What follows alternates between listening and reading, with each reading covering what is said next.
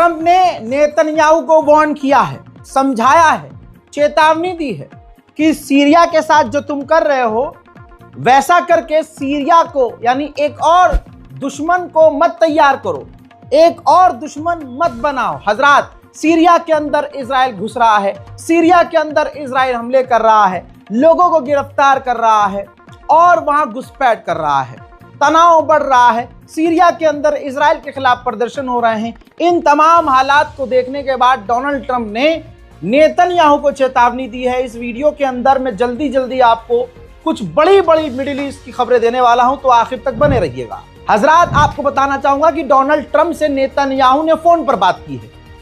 Phone पर ही Donald Trump ने warning दी है कि ये सीरिया में आप सीन गलत कर रहे हो, बहुत दिक्कत हो जाएगी आपको, एक और दुश्मन आपका बन जाएगा। खबर यह है कि फोन पर ही नेतन्याहू ने ट्रंप से मदद मांगी है, शर्त रखी है कि आप मुझे अपने मुल्क में जो मेरे ऊपर करप्शन के चार्जेस चल रहे हैं उससे आजादी दिलवाओ, माफ करवाओ।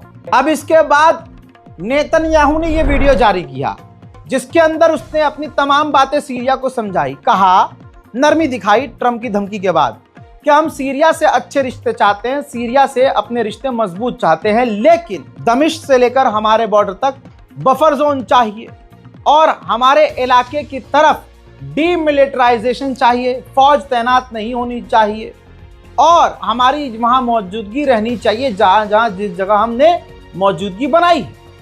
इस तरह की आड़ी टेढ़ी एक बार फिर से नेतन्याहू ने शर्त रख के अमेरिका का भी दिल खुश कर दिया कि देखो हमारे कहने पे बयान जारी कर दिया और शर्त अपनी भी सीरिया के आगे रख दी। अमेरिकी ऑफिशियल खुद नेतन्याहू से परेशान है।